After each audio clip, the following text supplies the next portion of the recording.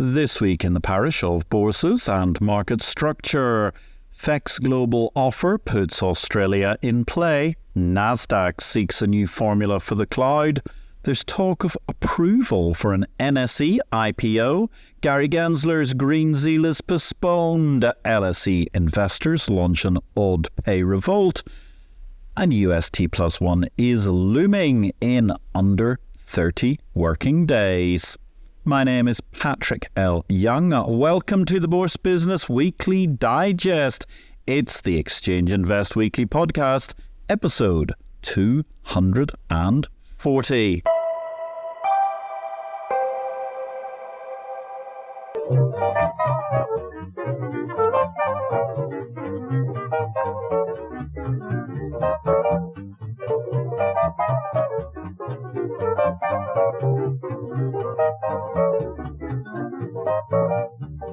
Good day, ladies and gentlemen. This is a very brief reduction of highlights amongst the key headlines from the week in market structure. All the analysis of the many events and happenings from the past 7 days can be found in Exchange Invest's daily subscriber newsletter, the unique guide to the bourse business, sent daily to your inbox.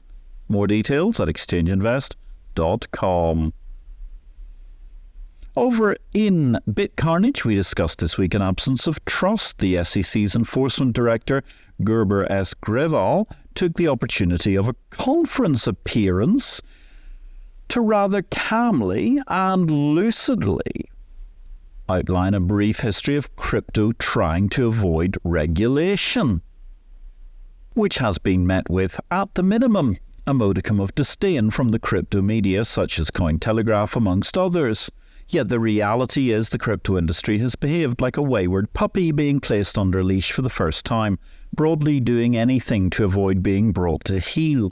That behaviour is still too prevalent in the industry and leads to the Howey test denouements, which are looming, such as the Wall Street Journal reports SEC enforcement chief touts progress in Coinbase case.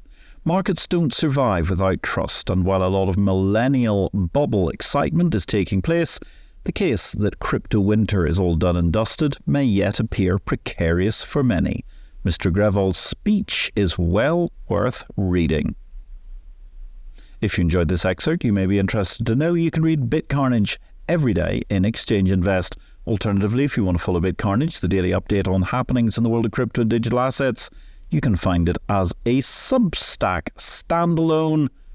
Subscribe today to BitCarnage. Of course, if you'd like the whole story, subscribe to Exchange Invest. You can find all the details of that at exchangeinvest.com. Over in the mainstream world of exchanges, we're under 30 working days to get to UST+1 equity settlement. Paul Kahn, who was a great guest on IPO-VID recently, has a great piece on LinkedIn about settlement and the move to T+1. I would add a couple of points to his thinking, one of which is the big difference between T+2 moves a decade or more ago, aka even a decade ago the US dominance of all global equity markets was not clear. Now the world of stocks is the US and the rest. That means America going T+1 immediately leaves everybody else lagging in every sense, with the likes of the UK particularly exposed, and I suppose the EU too, but they were already adrift from global capital due to the total failure of a CMU plan to emerge. The T+1 news this week was that CLS are stuck and unable to settle cash money faster, which is at best curious. Where others have a mega real-time risk management, Forex seems to be stuck at a dark age. That said, the CLS window being fixed probably helps other solutions, which must be hugely exciting for the folks at the likes of US ATS Blue Ocean Technology, which was also much discussed this week on IPO-VID with Tom Caldwell. By the way, there's talk of a coordinated UK-Swiss-EU approach emerging to do T+1 in what we can only describe nowadays as the old world. That's going to be T+1 by 2027, so over 1,000 days from here, at least, presuming there's still an equity market left in Europe by then. Well, I suppose it'll be progress. Speaking of progress or regress, there's a huge debate at the London Stock Exchange Group, or at least around the London Stock Exchange Group. Catastrophism is big in London right now, and the LSEG is doing nothing to defend itself. which can be presumed to be an indication that LSEG only cares about their G right now, not the LSE bit that originally propelled them to this point, pre-Refinitiv. Until folks start thinking outside the box, progress will be limited. Meanwhile, as the listings depart, investors move risk off on odds. £13.2 million CEO remuneration package, wary over the doubling plan. FTSE has made tenuous new highs of late, but LSEG's stock remains a becalmed hype machine. Where the UK is lackadaisical, Hong Kong comes out swinging, which is just what we expect of a proper jurisdiction which has learned to have a little hustle to sell its excellence. London needs to take note, particularly LSEG, and apologies to the likes of Aquis, SIBO and ICE amongst the other exchanges who get the notion from London of selling and pushing for business. Thanks for listening to Exchange Invest Weekly. We welcome your feedback. You can contact me directly, patrick@derivativesvision.com, with any comments. Meanwhile, if you enjoyed this show, we would welcome you giving us a thumbs up, or if you have time, a positive review will always be welcome wherever you find this podcast. Moving on to new markets. India is proposing a national iron ore exchange to tackle price anomalies. That's very interesting, as they're looking to price regionally and avoid what is perceived as a more volatile global market. Second of all, in new markets, the big news of the week: the Ethiopian Stock Exchange has been funded. Ultimately, the bizarre talk of the Ethiopian Stock Exchange being born a near unicorn with a $750 million valuations appears to have fizzled out. $26.6 million have been raised, with the Nigerian NGX group contributing a lot of know-how and purchasing a 5% stake, with an option to increase to 10%. Ethiopia SX is thus being born, worth more than existing listed African exchanges in Dar es Salaam and Nairobi. In deals, it was a busy week for deals in the parish. All the deals were in Exchange Invest Daily, the newsletter no person can afford to be without in capital markets and market structure. For the sake of this podcast, let's look at some edited highlights. There's a mega opportunity incoming. It's looming right now, ladies and gentlemen, the chance to compete head-to-head with ASX and derivatives, as FEX Global is being quietly touted as a sale prospect by JP Morgan. FEX represents a huge potential prospect for anybody who likes the notion of a full Australian derivative exchange licence, which is already operational with all manner of useful add-ons such as CFTC, FBOT status and more. CCP relations are currently through CME. There are contracts in existence across a range of markets already trading. The opportunities for development include the existing prospect of going head-to-head against the ASX ETD monopoly. Beyond that, consider Australia's secure position within ASEAN and the broader Southeast Asian region. This is a stunning opportunity to acquire a turnkey marketplace which could easily expand beyond Australia too. Who might bid? It's a vast field of potential runners and riders. Rumours in the Sydney CBD even suggested ASX might mount a bid. But surely the ACCC, Australian Antitrust, would have an issue with that. We outlined all the likely runners and riders a week ago in Exchange Invest when we broke this scoop ahead of all global media. Can you afford not to subscribe to the Bulletin of the Bourse Business? Join us today, exchangeinvest.com. Only $375 per user year. In another surprising development this week, a shocking development in fact, apparently moves are afoot at last in India for SEBI to come somewhat closer to approving an NSE IPO than we've ever seen, after barely 20 years wait since it was first approved. If you're trying to understand the knotty problems of just why the SEBI have not been approving this IPO, amongst other things, in the developments of blockchain cryptocurrency and the fintech world, particularly exchanges, you might like to read my most recent book, Victory or Death. Victory or Death discusses that binary world where your career will sustain or collapse in the next stage of the digital world, hence the title Victory or Death. It's published by DV Books and distributed by Ingram Worldwide. While you're waiting for your copy of Victory or Death to arrive, check out our live stream. Tuesdays at 5 o'clock London time, midday New York time. It's the IPO video live show.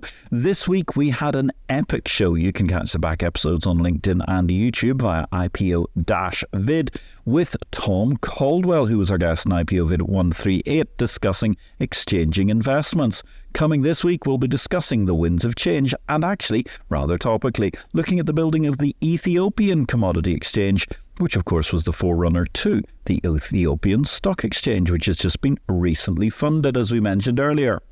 In our Finance Book of the Week, and don't forget, if you want to read our Finance Book of the Week, get the heads up earlier, then you can find out what it is by subscribing to our free EI Weekend newsletter. Absolutely free. It's a more macro read than the purely hardcore Exchange Invest of Monday through Fridays.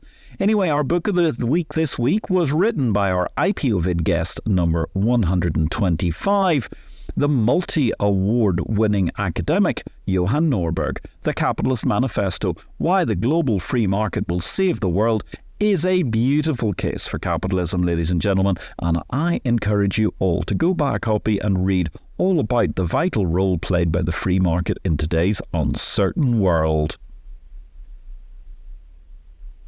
In product news this week, FEX Global are seeking SEC approval to list ETF share class structures. That's a fascinating move, as the mutual funds business is finally 25 years after scoffing at capital market revolution. It would appear they are finally realising the game is crumbling around them and want to offer their funds as ETFs, which will surely subsume their mutual funds into the exchange world over time. Probably a very short period of time too. This is a great move, and I hope it catches on the world over.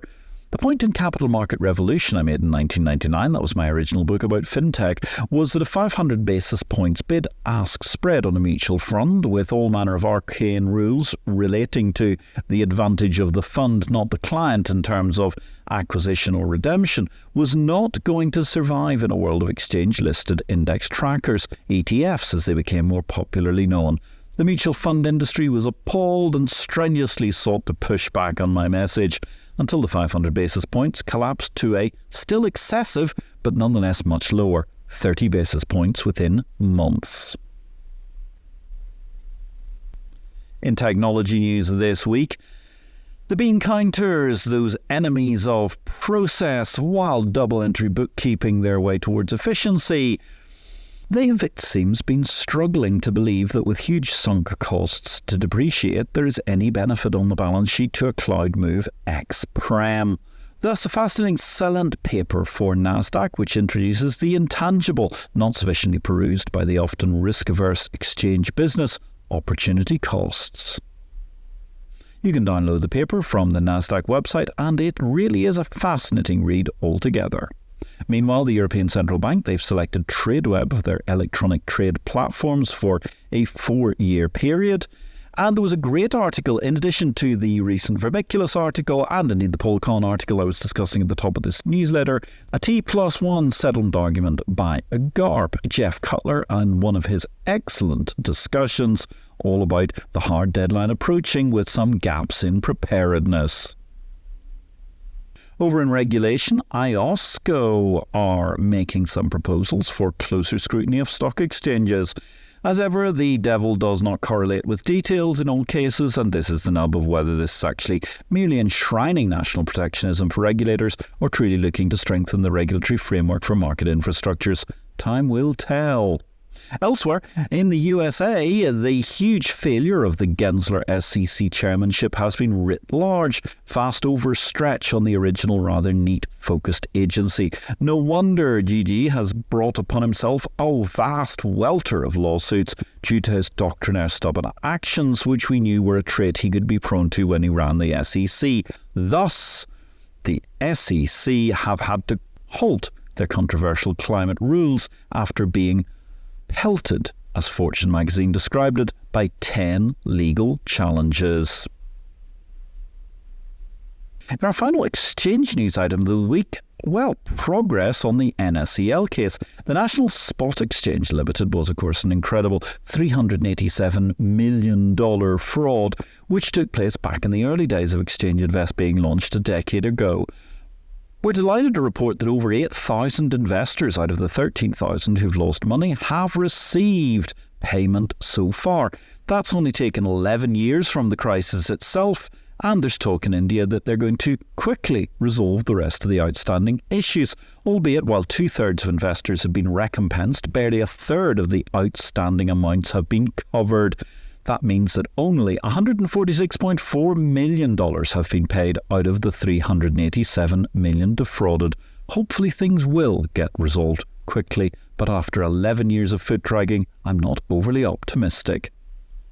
And finally, in Big World this week, let's talk about an interesting little factoid in relation to net total liquid wealth. In the USA, the total liquid wealth of the nation is $67 trillion. China, despite having more than 4 times the population of the USA, has a net total liquid wealth of $27 trillion. So the US still has a $40 trillion investment advantage.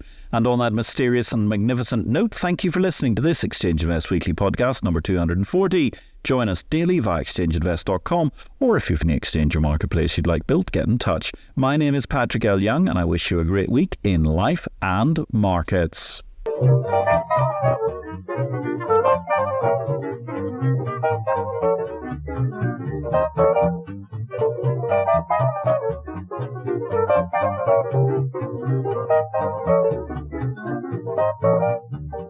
This show relates to the business of bourses. It is not to be construed as investment advice, nor are we making any investment recommendations. Please consult an investment advisor before you make any investments, and for goodness sake, do your due diligence and do not make investments without complying with the regulations in your home state. Exchange Invest cannot be held responsible for any investment decisions made as a result of our program, which is for entertainment purposes only. The material herein is copyright Patrick L. Young at the date of publication, while our music and sound effects are sourced from copyright-free sources. Thanks for listening to Exchange Invest Weekly, the exchange of information.